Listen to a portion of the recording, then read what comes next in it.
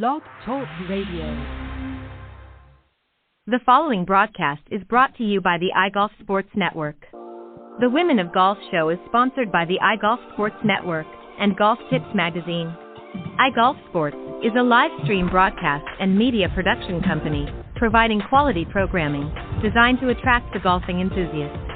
And Golf Tips, the game's most in-depth instruction magazine, with insightful reviews on the latest equipment, tips from top teaching professionals, helping you improve your game from tee to green.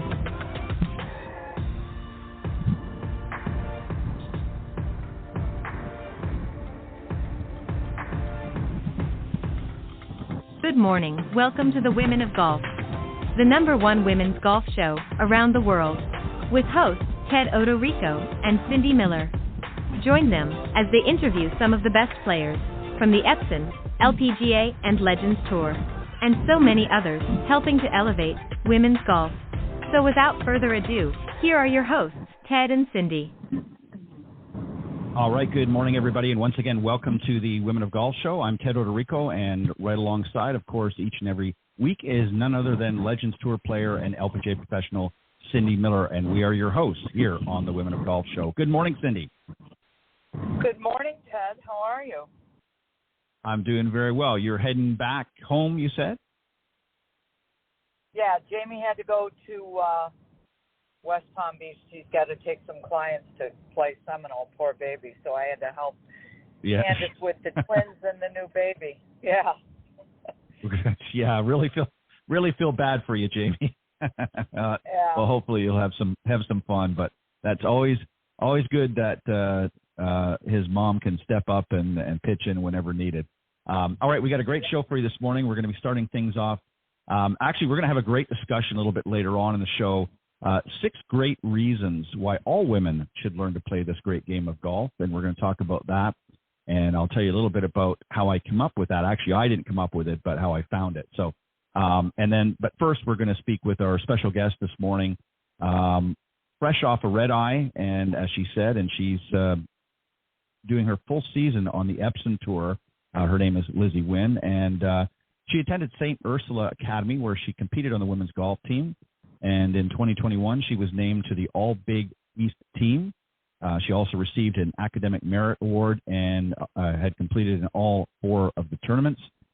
She was also ranked 2nd in the Big East Conference with a 75.67 scoring average for the year. But currently, she's gearing up to compete this season on the Epson Tour as she works toward earning her card and a spot on the LPGA Tour. So, Cindy, let's welcome our guest this morning, Lizzie Wynn. Good morning. Hi, guys. Thank you for having me. I like the intro that started off with just fresh off a red eye. I thought that was fun. Right. Well, it's true. Well, we're grateful that you were able. Everything you just said was true. Yeah. Yeah. Well, we're glad that you're able to do that, and I know that's not easy. We've all had that situation before, and sometimes it's not always easy. But we're very blessed that you're able to join us this morning, and you're our first player of the season that's going to be competing on the Epson Tour this year. So we're really excited to have you join us. Cindy, I'm going to step back and mute my mic, and I'm going to let you start things off. So where is St. Ursula Academy? So St. Ursula, I didn't realize that you guys had done a little digging. So when you said that, it kind of threw me off guard. So I'm from Toledo, Ohio. Originally, I now live in Orlando, Florida. But St. Ursula Academy is where I went to high school. It's in Toledo, Ohio.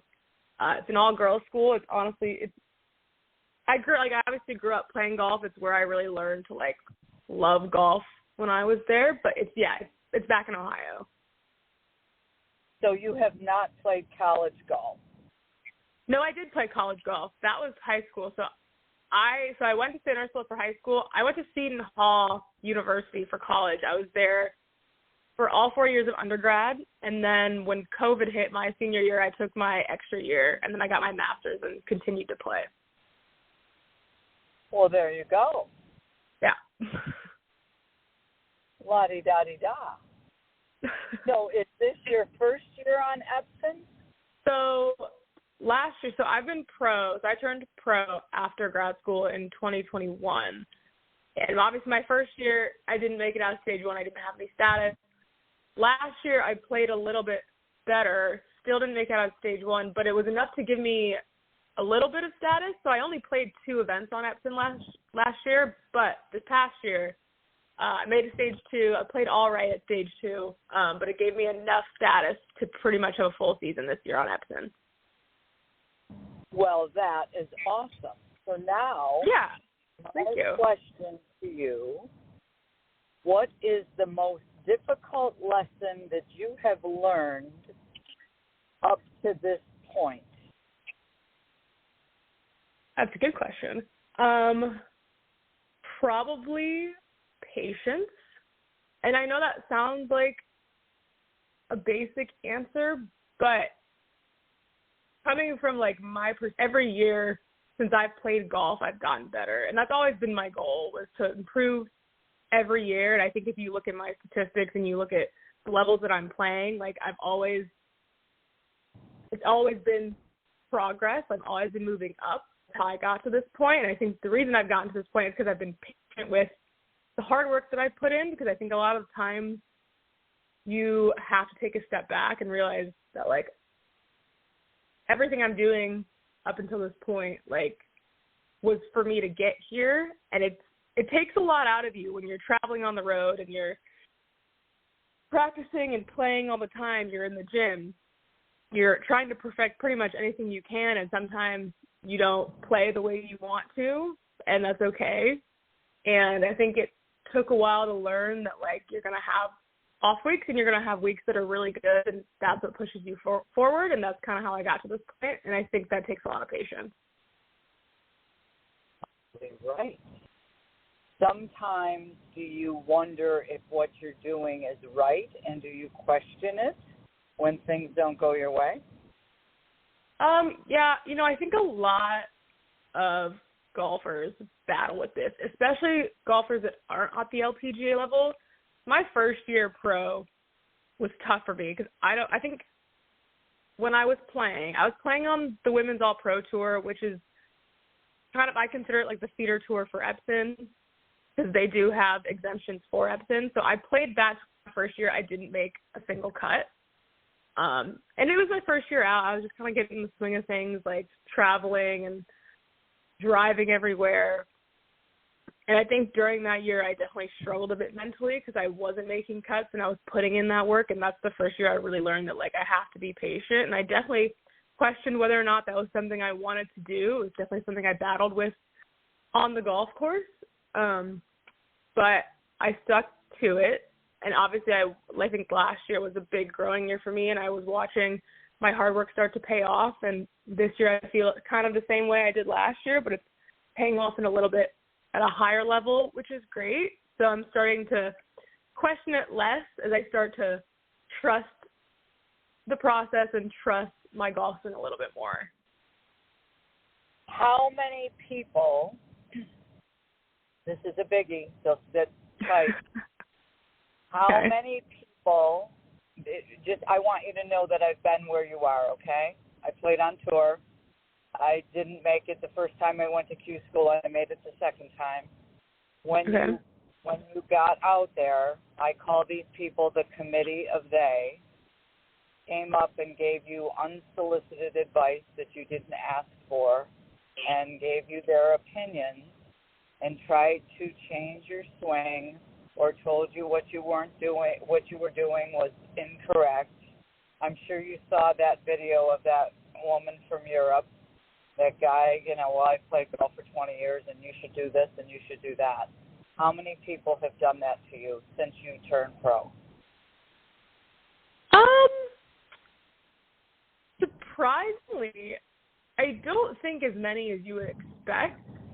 I think it depends who you talk to and, like, the perspective that you're taking. I do think, like, the most common scenario you run into that is just people you don't know, and they just come up to you on the range, or, like, somebody you're paired with in a pro-am, and they are like, oh, you should be doing this, or you should be taking, like, this round set, or, oh, do you have a backup plan? But when it comes to, like, oh, you should be moving your swing like this, I don't particularly run into that. that often, which I guess is a good thing, and maybe more like common before I turned pro. But I mean, unless I have run into it and I just don't view it that way, I don't find it that common. That's good. That's good. Yeah. Ted? Interesting. I'm sure, as Cindy can attest to, it'll happen. I mean, there's always going to be somebody that's got to chime in there with their opinion. So, and you just have to learn to filter it, in a different box. It's just, well, I'll put this in that box over there and deal with it as it comes. Because otherwise, Cindy's right. I mean, you get everybody wanting to, and most of it, I'm sure, is from well-wishers that want to just help, but they don't realize that you have to play your game, not their game. Yeah. So I'm going to mix my questions up in a little bit different order, and I'm going to start with this one here because it kind of goes back over earlier parts of your life. Did you have a mentor, and if so, who was it? I wouldn't say I had like a mentor specifically, but so there's an LPGA event still on the schedule right now in Sylvania, Ohio at Highland Meadows. It's now called, I believe now it's called the Dana Open. Used to be the Jamie Farr, then was the Marathon Classic. So that event, there's a point to this, trust me. I have worked that event since I was probably like 10 years old, and we've always housed players. And so I know Brittany Lincecum really well. She has been staying with us from that event for at least over 10 years since she was a rookie on tour. Since she was 19, and now she's in her 30s. She has 2 kids. I've met her one daughter. I know her husband. I've been to her wedding. So I've seen her and her journey since she's turned pro. And I've kind of always looked up to her, even though we've taken like different paths, because she turned pro at 19 and made it, and she's been on the LPGA ever since, versus me. Like, I played obviously in high school. I went to college. I'm doing it a more like conventional route, but I've always looked up to her as a player and as a friend. She's so nice and so sweet to everybody. Yeah, she's definitely a great young lady. And, that's a good mentor. And did you have anybody in your personal life, like a parent or a teacher, that kind of gave you advice early on that you really appreciated? I guess that's another way to look at it. Yeah, so my dad taught me golf at like a young age, but not taught as in like really pushed it on me. More so he would just like bring me out to the golf course. He'd bring like me and my brother out to the golf course just like for fun when he would go out to play, put a club in our hands just so we were around the environment. And then I started to play and I started to really love it, and I liked playing with him. Me and him would compete in like the father-daughter like golf tournaments at the club that we were at. And he would start dropping little like, swing tips or like golf advice here and there. And I think that's where I started to fall in love with the game. And then kind of from there, like I started working with swing coaches. So I guess it all pretty much started with my dad. If he didn't put a golf club in my hands, I probably wouldn't be here. Do you think now that you're beating him, he regrets that decision a little bit? He's thinking, maybe I shouldn't have done such a good job. He doesn't regret it one bit because, he still loves to golf. He can't golf as much just because he's busy with work. And he's still a pretty good golfer. Like, I do beat him pretty much now every single time. But, like, he can still hit it further than me with his driver, assuming he hits it straight. Right. But I think he's happy. I think he's also happy to, like, he comes out and caddies for me when he can. Like, he likes to be involved with the game as much as possible without, being too overbearing. And, like, when we go on family vacations and stuff, I think he likes playing golf with me when we're out there, just, like, as nice, like, quality family time. Yeah, I think it's definitely a blessing. And obviously I'm always only kidding and just having some fun. But, no, I'm sure he's very proud of his daughter that, you grappled onto something that obviously he can relate to. And that's a great bonding thing, too, for a parent and their child, is to have something in common, because obviously not everything that he does or you do is something necessarily that you guys have in common, but that's one thing that you can do. And I'm sure deep down he really doesn't care that you beat him. It's actually a blessing in a way. So it took a while. Let's dig in. It took a while to be there. Well, the main thing is you obviously keep pursuing that goal of becoming a better player, and naturally, that's just natural selection is going to happen. So, what does a typical day for Lizzie look? Yeah, what does a typical day for you look like, both on and off tour? So, if you're not playing in an event, what does it look like? And if you're on tour, what does that day look like? Yeah, let's start with not off season, just because we are kind of coming out of off season. So obviously I live in Florida. I moved to Florida because I think it's kind of one of the only places in the United States where you can play golf all year round, which I've found super beneficial, to be honest, because I play a ton of golf in the off season, just with like the group of pros that I play with at the club I'm at. Typical day for me, honestly, I wake up, I go to the gym for like 7:30 to 8:30. I come back, I have my coffee, I eat breakfast, I go to the golf course. I will practice for about, I would say, 3 hours. Like, when I say practice, I mean like putting, chipping on the range, and then usually a group of us will get together and we'll go play. And sometimes it'll be just like, we'll just straight out play. Sometimes we'll play like little matches like 2v2 or just put something on the line just to make it a little bit competitive. Go out and play, and then usually when we're done playing, I'll go back or hit balls or work on whatever it is I think I need to kind of hone in on a bit, and then I will come home, I will make dinner, and I will go to sleep. I am very much a morning person. I like to be in bed before 10, and I like to sleep. So that's a very basic off-season day for me. In season, so I guess Epson operates a little bit differently than the WAPT did. So I'm not entirely sure how it's going to work out this year, but on Epson, it's, you get there, the events are obviously Friday, Saturday, Sunday. You get there on Monday, play a practice round. Obviously, I couldn't play one yesterday because I was in California.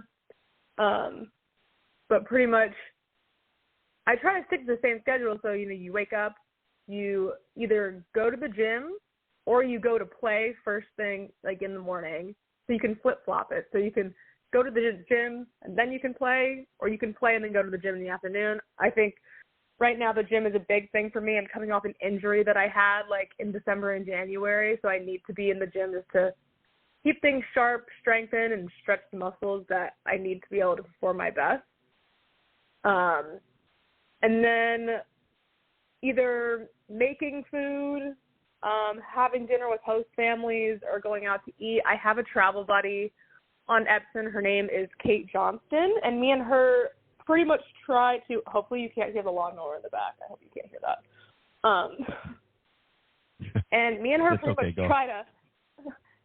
much try to schedule everything together. She's been staying with me in Florida the past like week and a half because we played like a mini tour event here. But she's in host housing for this first event. She also has status on Epson, so she will play every event this year. So it's nice to have a buddy to travel with, and like we're on the same page about like scheduling, and we're both coffee drinkers. We like the same food for dinner. So we're good at like going to the gym at the same time, scheduling our practice rounds together, mapping out the golf course together, figuring out our dinner plans. Like we do a lot of things together. We pretty much live together for the 6 months that we're out playing, which I find a lot of fun. It makes it a lot easier when you have friends on the road. But I'm interested to see how the typical day will be for me for Epson, because I know it operates a little bit differently than the tour I played mostly on last year, but I can't imagine it strays too far from that. No, and it's always going to be a learning experience as you go along, and you'll get that. And to be honest, most of the young ladies that we've had on the show over the years that have gone the same journey that you have pretty much say the same thing. Their first sort of real season on tour is a learning experience. So they're kind of trying to get into the ebb and flow, if you will, of what happens on a typical day. And, it's not just all about being on the golf course. There's other things, as you mentioned, scheduling other things and workouts and all that stuff. So it's a matter of finding the right balance. And it's good that you have a buddy that plays with you, that can relate to it, that knows the ups and downs of each day, and you can talk about things and they can understand. Whereas, sometimes some of the young ladies we've had on who have, they're sort of close-knit girlfriends, really don't play golf. They don't get it. They don't understand. So it's kind of hard to have those conversations with them. So that's good that you have that. Yeah. How would you describe? Sorry. Go ahead. You're good. Go ahead. I was just going to say, Go ahead, Lizzie. Go ahead, finish your thought. I would say, I definitely got my close friends from college. Like my teammates, like none of them pursued professional golf, and some of them don't play golf. But for the most part, they all understand that for a large chunk of the year, I am not available because I'm just on the road constantly, driving to a new state, golfing in a new state. Like, we're gone for weeks on end, and they're all really understanding of that, so I'm grateful to have them in my life. But obviously, like I said, it's helpful to have someone like Kate who is in it with me and does the same thing where we can have this, like, shared experience. So that's, yeah. Yeah, and that's good. And that, like I said, that's good to have that. What has been the best shot you ever hit, and what was the worst shot you ever hit? I don't think anyone's ever asked me the worst shot I've ever hit in my life. Well, everybody. I mean, even the best of the best pros hit a bad shot once in a while. What would you, to you, and I mean, what was the best shot? Like, you just hit that shot, and I was like, wow. I mean, I just can't believe I just, hit that incredible shot. But then, obviously, conversely, you're going to have a little duff here and there. What was the best and worst? Actually, funny you say that. Last week in the mini tour event, I actually hit a cold shank on the 18th hole in the last round. And, that happens from, like everybody, like, even when you watch, like, the PGA Tour and the LPGA, like, people will just shank it from time to time. But I hadn't done it in so long in a tournament round. It threw me off guard a bit. But I kind of just laughed it off because I think sometimes you just have to do that. And then the best shot I've ever hit. That's a tough one. To be like, I would say I have had 2 hole-in-ones in my life. The second one was probably one of my favorite memories, of my golf career so far. I don't know. I wouldn't particularly say it was the best shot I've ever hit, but it was one of the best golf memories I've had because, my first hole-in-one, it was at, a high school event. Only one of my parents was there. There wasn't really, a lot going on. But the second hole-in-one I had, we were playing in Penn State's tournament at State College, and both my parents were there, and my coach was on the tee with me, and I happened to be paired with, one of my friends, who I'm still friends with at the time. She also plays professionally. And I had a hole-in-one on that, my third hole of the day. And that was, a really special memory just because everybody was there watching. And like I said, it probably wasn't, the best shot I've ever hit. It was, a nice straight 5-iron, 175 yards. It was cold outside. It was a good shot. But memory-wise, I feel like that's probably one of my favorite. I think we can accept that. I think that would be definitely one you would want to put in the best shot category for sure. And just one more question I want to ask you, and then Cindy, I'm going to hand it back to you. Do you consider your style of play out in the golf course? Do you play more conservative in your play, or are you more of an aggressive player, like a pursuer? How would you describe your play on course? I think or a mixture of both. College, yeah, I would say I definitely used to be more conservative. If I can't reach a par 5 and 2, sometimes I'll just hit the club off the tee. I know I can get it in play because it's a 3-shot hole. Because my driver's always kind of been a love-hate relationship with me, and I've learned to obviously grow through that. I love my driver now, obviously. But back in college, if I didn't have to hit my driver, I would just play with my 3-wood because I love my 3-wood, and when I'm hitting it well, pretty much goes as far as my driver. And I still fall into those tendencies from time to time, but I think this past year I definitely learned to be a little bit more aggressive, when it comes to going for par 5 and 2 and hitting the riskier shot. But I think that's just part of growing as a golfer is having that shift in mindset, which I think is good. Mm-hmm. So I definitely have some tendencies recently to just start going for taking the riskier shot. Yeah. That's I think that's pretty typical for most players. I think you start one way or the other, and then obviously as you gain more experience, you learn what works best for you. Some players, it's full throttle all the way, doesn't matter. They're going to do it, go for every pin. They're going to do what have you. And then there's others that play a little bit more conservatively, and maybe if the opportunity presents itself, they're going to go for it. But they tend to be more relaxed about it and not as aggressive. And then, like I said, some will do kind of a mixture of both. It just depends. And I think you find and you settle into your own rhythm as you play more and more competitive golf, what works best for you. So that's a great answer. Cindy, go ahead. Yeah. What's the best thing you have found with playing professional golf to this point? What do you think? What do you like the most? Ooh. I've always loved traveling. Like, that's always been, like, we've always traveled since I was a kid. And golf has taken me to some really cool and unique places, some of that being, like, in the middle of nowhere, and others, like, my junior year of college, like, I got to play in the British Am, so I got to go to, like, Northern Ireland and play.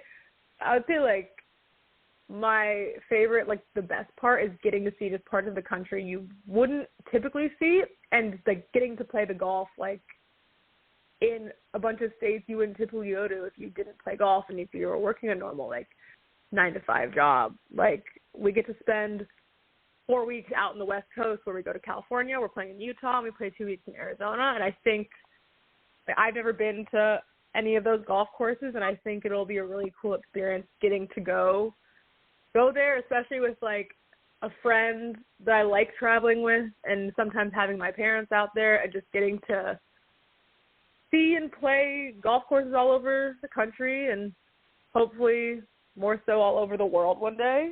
And that, I think that applies to both golf, like, on tour, like, on the Epson tour, and also just for fun. Like, my dad and I, like, in our travels, like, as a family, have gotten to also play some really cool golf courses. So I think golf can just take you such awesome places. Totally agree. Ted? So as you get ready to begin your season officially, what are the goals that you set for yourself this year?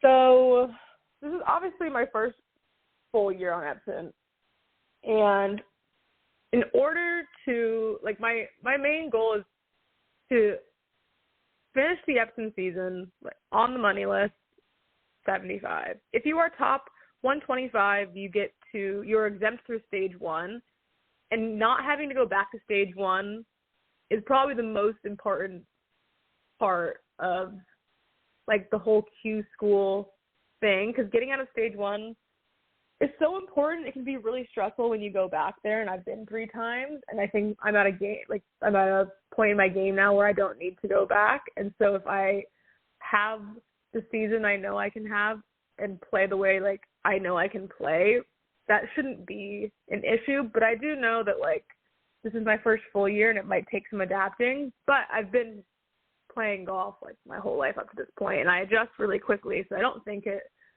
will be an issue. Maybe at first, like, settling in just to see, like, how the weeks go by. But I would say top 75 is a great goal. Like, obviously, I would love to win, and I have the capabilities of winning, and that would be great. So that's obviously another goal. But sometimes I have to be realistic about where my game is at the moment. Like I said, I think I touched on earlier, I'm coming off an injury, and so I'm curious to see, like, longevity, how that's going to progress out the season. And I think I'll be okay as long as I stick to my gym routine and seeing my physical therapy guys as much as possible, and speaking to them and just laying everything out in front of me the way it should be. Like, we shouldn't have any issues with that. But yeah, I wouldn't say I don't set a number goal, like a, scoring average has to be this or below. Like, my scoring average was good last year, but I'm also playing a whole new set of golf courses this year against a whole new set of people. So I can't really compare it to last year because it's completely different. But I know that my game is in a better spot. So I think as the season goes on, we're going to kind of tidy up those goals and make them a little bit more specific. Yeah, I think that's smart. I think it's not, because I think one of the pitfalls that a lot of players get into is they set very early on, maybe number one, too many goals or unrealistic goals. Thinking, okay, I'm playing really good right now, so I want to make the top 10, or I want to do this, or I want to do that. And it may not, it may happen, but it may not. And I think it's less likely at the end of the season that you're going to sort of feel deflated because you set too high of an expectation on yourself and put too much pressure.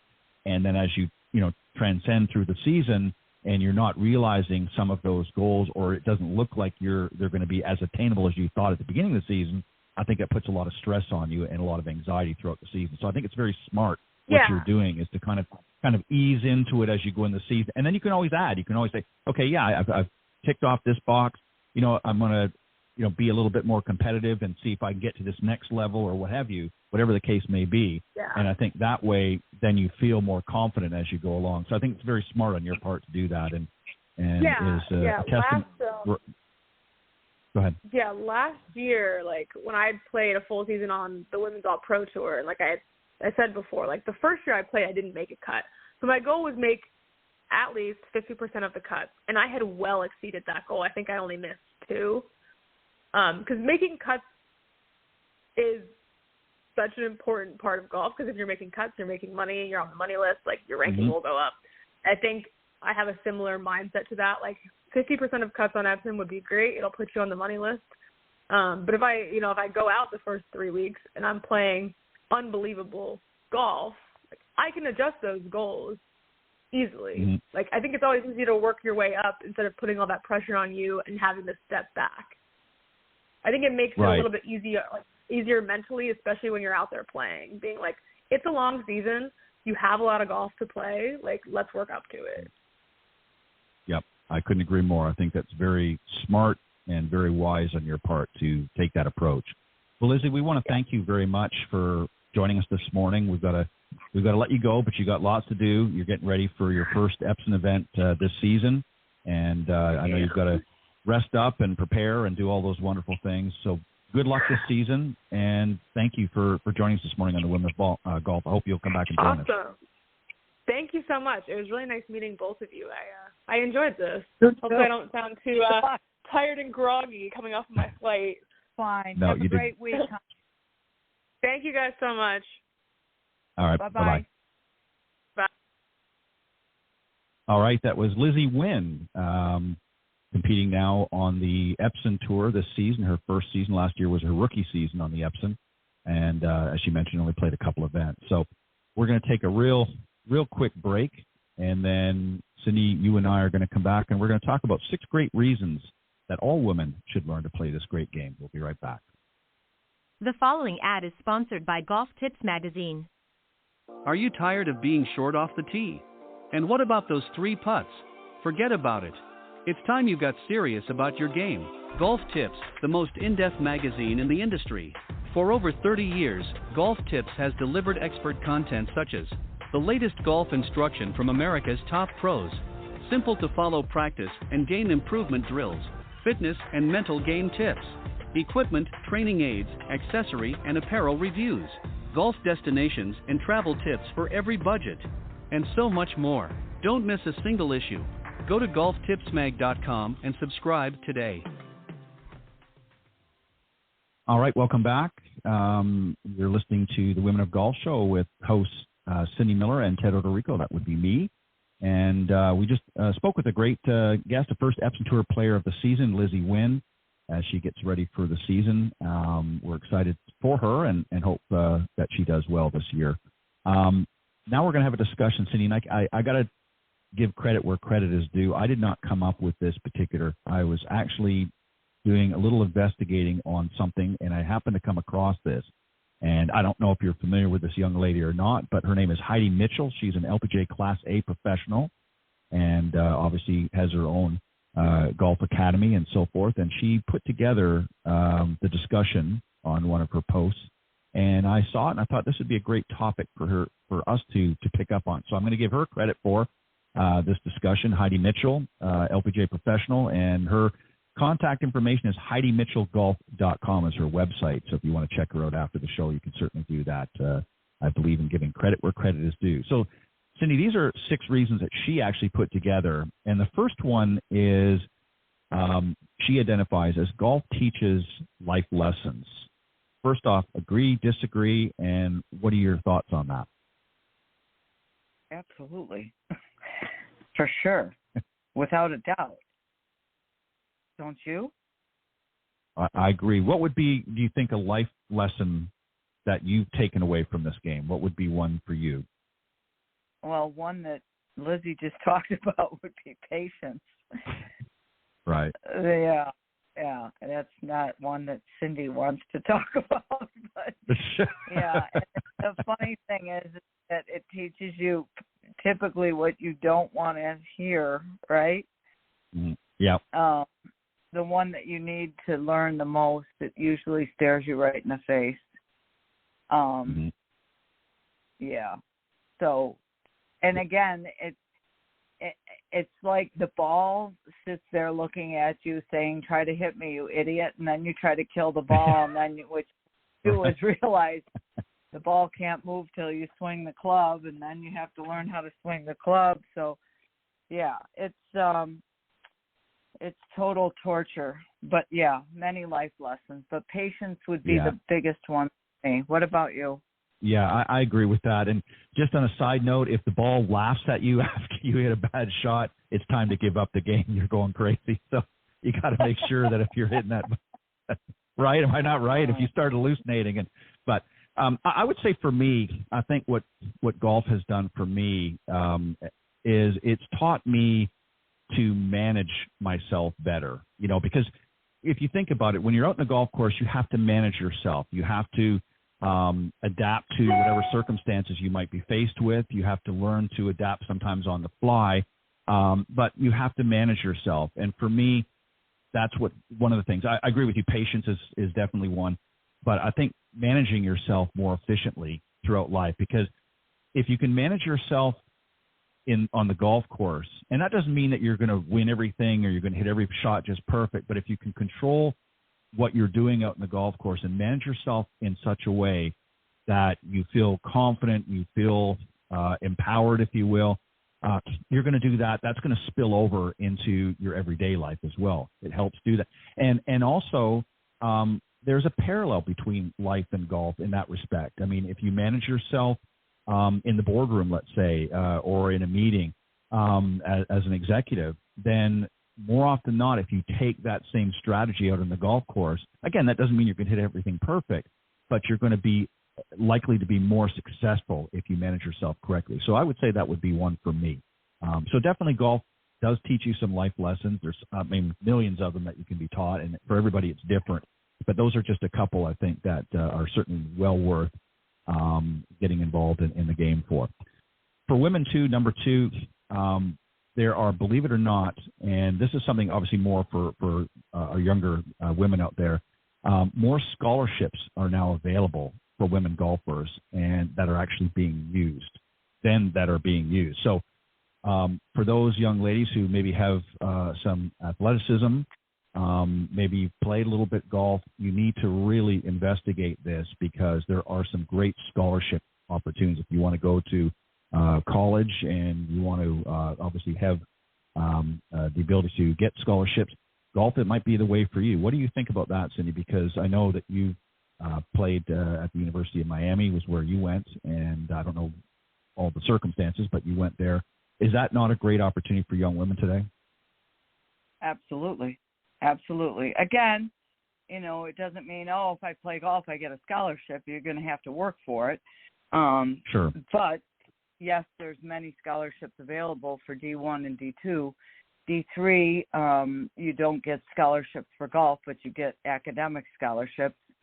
And needless to say, you learn an awful lot of life lessons, and you get to play on a golf team, and you get to put that on your resume. And it does more than just, I get to go to college and get some money to go to college. There's a lot of different other things that you get by being on a golf team. But yes, there's lots of scholarships available if you play golf, and you get golf in college. Yeah, so it's something that both the student and obviously their parents need to thoroughly investigate. A lot of people, especially if they're not really well entrenched in golf, growing up, but maybe have an interest to it now, it's something certainly to explore. So you definitely want to reach out about that. And I know that the LPGA has talked about this and probably has resources in their repertoire to maybe even point some people in the right direction. So definitely want to reach out whenever possible to investigate it, because I think it's worthwhile. Next one is golf is a good workout for both the mind and the body. Your thoughts? For sure. I mean, you've got to think while you're out there. You've got to focus. You've got to plan shots. You've got to be aware, how far do you hit the ball? Well, then you have to be able to swing the club. I had a student yesterday that said, I need to know which club to hit where. I said, well, we have to learn how to swing more consistently so that we can be aware of how far each club goes. And if you're not aware, what the clubs are for, then, let's just take your 9-iron and get consistent with a setup and a swing and watch how far the ball goes. And then let's skip to the 7. Let's do odds or evens, the 5, 7, 9-iron or 6-iron, 8-iron pitching wedge, and just see how far the ball goes. Maybe write it down. And then when you go out to play, you got to be aware of where the yardage markers are. If there's a 100-yard marker or a 150-yard marker, I don't think people are aware how much thinking there is involved in playing. And our last boot camp, we had some younger students and a couple of the girls 3 of them had never played 18 holes. And their dads were there, and they were like, oh, I said, well, bring your wedge and your putter. And they looked at me like, what? And they said, well, when we're going up to the green, you got to bring your wedge and your putter. Like, why are we doing that? And so there's so many things that you have to think about. But if you don't play golf, you don't know that. And part of it, I said to Alan, we run the Under Armour Junior League. So this is to the parents who think their kid's going to just play golf and get a scholarship. That's not the way it works. So you need to know that you're going to invest money in golf lessons. And if they're in, let's say they're in 8th grade. Well, they're going to be in 8th grade, 9th grade, 10th grade, 11th grade, 12th grade. So that's 5 years of golf lessons. Probably going to spend $500 to $1,000 a year in lessons. So let's say that's $5,000 in golf lessons. And if they practice, you're going to spend another, say, $2,500 in practice on the side. So that, let's say you spend $10,000 learning how to play. Well, if they get a full ride, that's $100,000. So was it worth $10,000 investment to get $100,000 in free college? Yes. But just know that there is going to be an investment in time and money, and the fact that they have to learn, where do I tee off? How do I walk? What club should I use? All these other things. You don't play golf, they will never know that, and someone has to teach them. And I said to Helen, you forget how many things there is to learn. So mind and body, yes, you have to swing the club, you have to learn. There's a lot of thinking. Yeah, and there's a lot of things that go into, as you pointed out, into becoming a better golfer. And even if you, as Lizzie pointed out, with some of her, team players that didn't go on to play professionally, still having that knowledge and that experience can serve them well in other areas. We'll talk about that in a moment. But doing a mind and body workout, if you will. I mean, obviously you want to keep yourself in good physical shape. There's that part of it as well. And I don't mean you have to, go crazy in the gym, but you certainly need to. I mean, because, if you're walking a golf course on average, assuming that you're hitting some relatively decent shots, that equates to roughly 5 miles in 18 holes that you're walking. It might be more if you're finding yourself going, back and forth and whatnot, but, you're looking at pretty close to 5 miles worth of walking. And, if you're somebody that's out of shape and not really taking care of yourself, and again, you don't have to be in tip-top shape, but you do, it is going to give your body a workout. And then mentally as well, as you pointed out, you have to know certain things, and the only way you can do that is to work with somebody who's qualified in teaching that aspect of the game, so that when you get out, in other words, they're preparing you, just like we talked about in the life lessons part of it, is, it's preparatory. It's preparation for getting out on the golf course. So if you're working with somebody, a professional who's qualified and certified, then, they're going to help guide you in the right way. Now, you still have to put in the work, but they're going to guide you the right way and help you prepare for that. So that's something that you have to keep in mind. And, as I said, those scholarships can be available for those that are really interested, but it's not just something that's going to come easily. Golf is social. This is something, for anybody really, but women particularly, I think it's been proven time and time again, are very social beings. They like, Lizzie talked about that as well. She likes the camaraderie of another friend who plays on the tour, that they can travel and that. And, we recently had guests on who talked about the National Golf Foundation came out with their 2023 stats that there were approximately 800,000 new women golfers to the game last year. That's a big number, and a great opportunity not just to play with other women out there, but also great social opportunities, right? Absolutely. Absolutely. Again, LPGA amateurs last week, right? Yep. 1,600 members. Yep. Exactly. 16,000. 16,000. Yeah. 16,000. Oh yeah. Yeah. 16,000. So 16,000 members of the LPGA amateur. Yeah. Holy cow. Yeah. So that's you can get somebody to play with forever, right? Right. Well, and think about this from your perspective. I'm going because again, this is a women's show, so I want it to be really relevant for women listening to the program. Think of your own self. You've played on tour. You're part of a great organization, the LPGA organization. Think of how many people that you have met and become friends with, and obviously, I'm not saying you socialize every day, but you have a social aspect to those friendships since you've taken up this game. Think of all the connections. You go to the PGA show as I do. Think of all the, players and other teaching professionals and just other people affiliated golf that you know personally that you socialize with on some level, right? It's endless. Oh, yeah. It is. It truly is. Absolutely.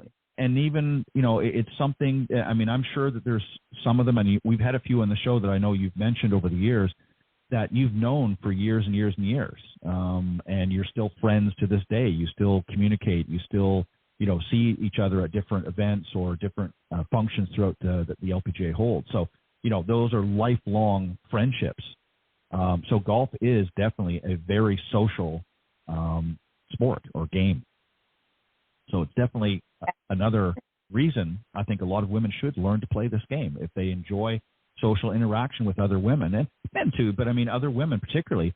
There are so many opportunities for women nowadays to get out and be competitive, but also just go out and have fun with other women doing something that they can share a common ground with. So get social in golf. I think it's the thing to do. The other point I was going to make about, as I alluded to a moment ago, is, and this is the next one, is golf can help with your career and obviously networking. This is another reason why, especially women who are in business of some sort, don't necessarily have to own your own business, but maybe you're an executive or you're in a company that allows an opportunity for you to really network with your community. Golf is a great way to do it. Maybe you could touch on a few points there. Oh, you have no idea. I've had numerous law firms and accounting firms and banks do events. Just this year alone, probably 6 different events just to get together to teach both men and women how to play golf and use the game as a business tool, as a networking tool, to raise money for charitable events, just to be able to play in corporate fundraisers. It's just amazing. People need to know how to play golf. And it's the only way you can spend. Everybody's so busy now, and people are working at home. They don't really want to spend time, but they will make time to go spend on a golf course, because then they don't have to be in the office or working, and it's the only time you're going to have to get to know somebody. And it's a great way to find out if somebody's honest, if they follow rules, if they, it's a lot of different ways to find out about if you want to do business with someone, is spend 4 hours with them on a golf course. Yeah, and that's one of the things, being somebody who's also taught corporate, golf over the years, that's one of the number one things I always have talked about is, this really opens up a door not only for opportunities, but also helps you to realize that, hey, do I really want to do business with that individual if this is how they handle themselves on the golf course? Because it goes back to these life lessons. How you're handling yourself on the golf course is indicative of how you handle yourself in your everyday life. So if you're a cheater or if you're somebody who has, a volatile temperament on the golf course, that says a lot. And, so it opens so many opportunities and gives you a better insight to the folks that, you may be dealing with. And it's a great way for women to network. It's a great way for them to do. And here's one thing I want to add. We always talk about, we've said over the years how it would be great for women to go and watch an LPGA event. I'd like to take it a step further. They have so many great volunteers. If you've never been to an event before, find one that's in your area. Yeah, it's great to go and watch, but it's even better to go and volunteer and try to get yourself in the volunteering pool, because you get to be more interactive and more involved at what's going on, and you still get the opportunity to see the players and see, some of the action in that. So I would say, Cindy, that I think that would be a great way for somebody that's not really been involved in this game. That would be a good foot in the door, if you will, to kind of see what goes on at an LPGA event. What do you think? It would be. It would be. But if they don't have time, again, it may take time, and they ask you to sign up for the whole week. And if they don't have time just to go watch, definitely. Yes. And if you're going to go watch, I would go watch during a practice round. Yeah. I wouldn't go watch on the weekend. I would watch during a practice round, because you're going to get more out of it then. Oh, for sure. And you can see a lot more, too. Yeah, I agree wholeheartedly, because you're in the heat of the event. I mean, especially if you're following some of the top players. I mean, it's, several, people deep, and it's not always easy. So you have to, there's a method to watching an event, even on a busy day. But, I agree, going during a practice round or what have you. And I always used to love going to, when I'd go to an event to watch, is even go out by the range early in the morning and watch some of the players as they prepare to hit the course, and just watch how they warm up. I mean, you can pick up a lot of tips. Sometimes there's just, they're chatting with their fellow professionals and they're not really doing a lot, but it's a great way to see how they warm up and prepare to go out on the golf course. You'll notice that they're not working on swing mechanics, or they're not working on things. They're just there warming up and getting their game ready to take out in the course. So definitely you want to be involved in that way. And the last one, of course, we've talked over the last couple of shows. We've had some guests on who have talked about golf fashion. Well, golf has a fashion all its own. And Cindy, I know you're, I would say, an aficionado of golf fashion. You enjoy the many clothing and opportunities that there is, and the different products that are available through some of the many suppliers. So talk about that for a moment, if you don't mind. Retail therapy is one of my favorite things. Right. So, you know what? Golf fashion is an industry all on its own. So and you have to have golf clothes, and looking good is really important. So going to the PGA merchandise show is one of my favorite things to do, and to see all the new clothing lines that are available. And we have a lot of the manufacturers on the show with us, which we've had, just a couple weeks. Swing Control we had, and we had Local Sports, and we have to have Canona on. So I'm going to have Tammy and Diane come on. But there's so many different brands that you need to invest for your body type, your age. I hate to say that, but that's true, because some people like really short skirts, some people like longer skirts, depending on how old you are and maybe your size. Sure. And cellulite. I hate to say it, but it's true. And then how tight you want your clothing. And it's fun to go shopping. And once you know what fits you, you don't have to go into the store. You can buy it online.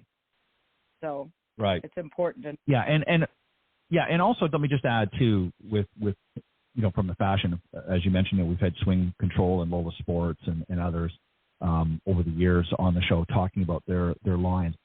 What's really unique about, especially for the women's market right now, which again, I'm not going to throw all women in the shopaholic basket, but I know that they do enjoy fashion.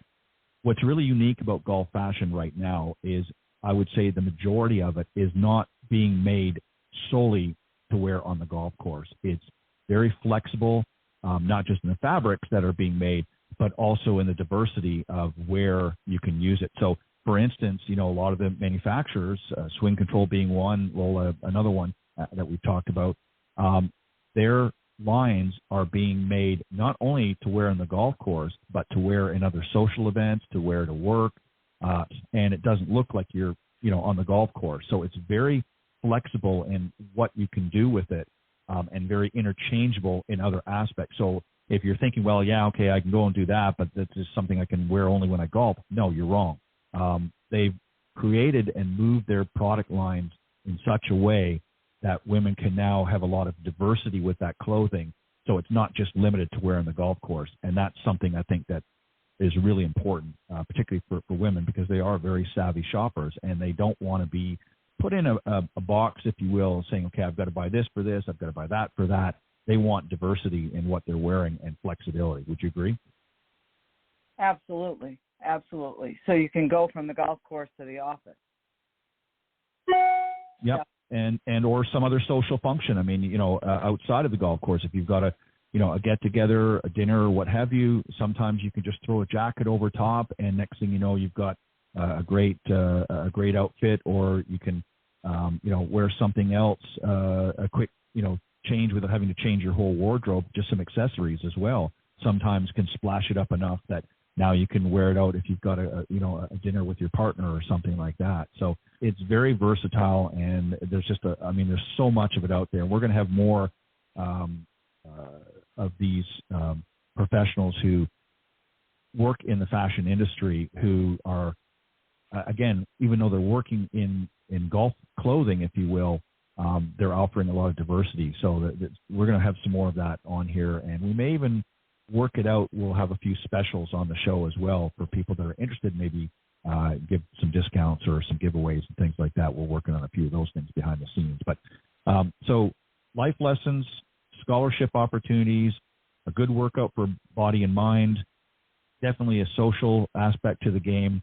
You want to boost or increase your career and network opportunities, it's there. And obviously, if you want to look your best, there's some great golf fashion. So those are the 6 great reasons that really all women should learn to play this game. And you don't have to be a master at it. You probably never will be. Even the best of the best will tell you you'll never master this game, but it's a lot of fun learning. Certainly has its challenges, as Cindy and I can both attest to, but it's definitely a game for life, and you will love it. And it's something, too, that you can pass down generationally and you can be involved with. You've got grandkids that maybe you want to introduce to the game as well. There's opportunities to do that. So there's no excuse. Doesn't matter your playing abilities. You can always reach out to some great professionals in the LPGA and PGA, become a better player to whatever level you want to get to.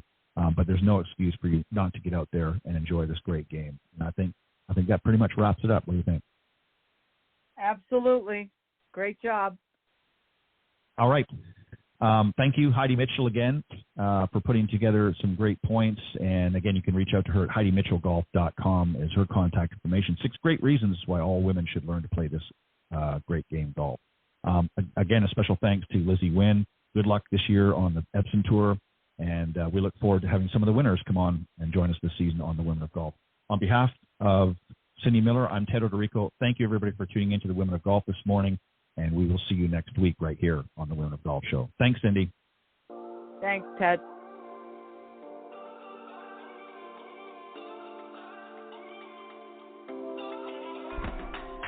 Thank you for joining us. We hope you enjoyed listening to this week's Women of Golf Show. Ted and Cindy wish to thank this week's special guests. Remember to join them every Tuesday from 9 to 10 a.m. Eastern here on the iGolf Sports Network, or on any of these social media platforms: iTunes, Stitcher, TuneIn, CastBox, TalkStream Live, and of course Spotify. To get updates on the show, you can follow the Women of Golf's Facebook page at www.facebook.com/Women of Golf. This has been a production of the iGolf Sports Network.